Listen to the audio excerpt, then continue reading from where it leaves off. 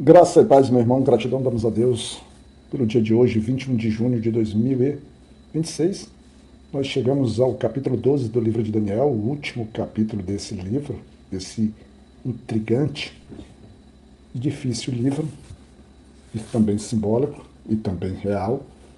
E nós vamos até o verso 13 para a gente dar o tom. Nele diz: Porém, segue tu o teu caminho até o final, pois tu descansarás e estarás na tua poção ao final dos dias. Nós temos um cenário, que na verdade ele depende muito do cenário do devocional anterior, que é o capítulo 11. Lembra do capítulo 11, dos 45 versículos, bastante que entra para uma compreensão lá atrás seria extremamente difícil, porque ela é baseada em muitos eventos futuros da guerra que inicia entre a Pérsia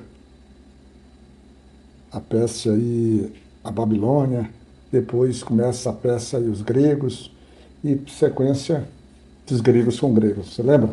Então, lá no final do capítulo 11, terminou assim no verso 45. E ele plantará os tabernáculos do seu palácio entre os mares, no glorioso Monte Santo. Todavia, ele encontrará o seu fim e ninguém o ajudará. Né? Aqui ele está falando da relação do anticristo, está toda descrita lá para trás. E quando ele vem para o capítulo 12, ele já traz a figura de Miguel. E ele diz que Miguel, ele levantar-se-á o grande príncipe que representa os filhos do teu povo. E haverá um tempo de tribulação, tal qual nunca houve, desde que existiu nação até aquele tempo. E naquele tempo teu povo será libertado, todos os que forem encontrados escritos no livro. A primeira dificuldade, ou a primeira necessidade que nós temos que ter, é de não enxergar o capítulo 12 como, vamos dizer assim, um ato posterior ao capítulo 11. Porque, na verdade, quando ele fala naquele tempo, e ele diz que haverá um tempo de tribulação, ele está se referindo aos atos que, em tese, estão sendo vivenciados aqui no capítulo 11, mas não somente nele, porque a realidade dele, de fato, vai lá para Apocalipse, em diversos capítulos de Apocalipse, e também vai para Tessalonicenses, vai para Mateus 24. Então, ele é um capítulo que se encaixa dentro do outro. Então, eles são concomitantes, eles são complementares, eles não são sucessivos. E aí, ele traz essa figura de Miguel, né? Tá vendo a tribulação, tá vendo ali essa angústia, tá vendo tudo.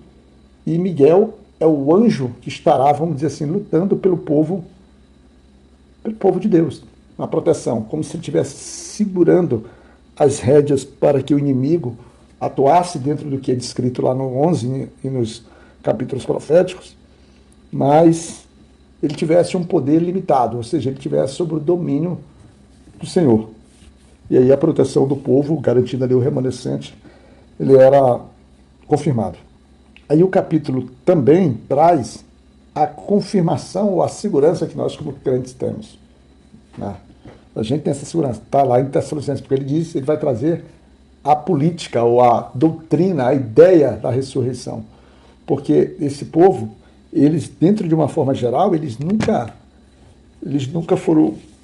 tomaram como certeza, como regra, a questão da ressurreição. Para eles, morreu, vai para a sepultura, acabou. Então eles tinham uma vida muito limitada ao campo real, ao campo físico, ao campo do dia a dia.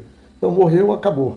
E aqui não, porque no versículo ele fala que muitos daqueles que dormiam no pó da terra despertarão. Aí ele diz assim, que alguns para a vida eterna e alguns para a vergonha e desprezo eterno. O que deixa o capítulo ou versículo um pouco tenso, porque se a gente parar para pensar, todos os que dormem ressuscitarão. Todos. O que nós temos é que há tempos diferentes dessa ressurreição. Então, quando ele fala muitos do que dormem, porque ele diz assim, no primeiro momento, de quem está dormindo, vai haver uma ressurreição, para que depois haja uma ressurreição futura. Tempos diferentes, ressurreições com propósitos diferentes. E ele também traz, você já ouviu falar sobre o galardão? Quando a gente está vendo a ressurreição, a gente está vendo também questão de trono, tribunal de Cristo e trono branco. Aqui também é a separação. Quando ele fala no verso 3, ele fala, ele dá o aspecto de galardão para os sábios. E quem são os sábios? Os sábios é aquele que teme ao Senhor, né? Você lembra do que diz lá no livro de Salmo? Que o princípio da sabedoria é o temor ao Senhor. Nós não estamos falando de entendimento, nós não estamos falando de conhecimento, estamos falando de sabedoria. E sabedoria é ter uma vida em Cristo.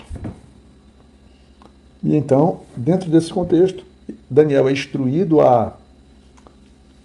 no verso 3, né, no verso 4, a encerrar as palavras, é como, encerra aí as palavras, fecha o livro da vida. Ele vai, fecha o livro. E aí, esse livro, depois de fechada, mas ele fala também que haverá um quê? Uma busca incessante pelo conhecimento. E aí, esse conhecimento a gente pode entender de uma forma ampla, né?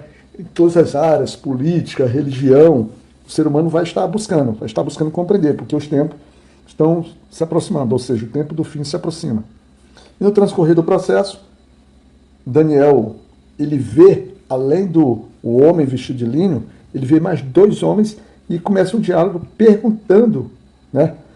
No final do verso 6, quanto tempo será até o fim destas maravilhas? E aqui entra mais uma vez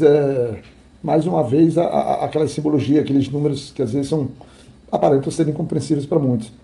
E aí, dentro do verso 7, o homem que estava sob as águas responde que o tempo ele será assim. Está lá no verso 7, que isto será por um tempo, tempos e uma metade. Aí, isso tudo fará com que ele cumpra a dispersão do poder do povo santo, estarão todos tenados. Então, o tempo é um tempo, tempos e uma metade. Quando você vai para entender isso, segundo a cronologia do tempo do aramaico aqui, um tempo ele correspondia a um ano, tempos ele correspondia a 2 anos e a metade ele correspondia a meio ano. Ou seja, dentro dessa cronologia são 3 anos e meio.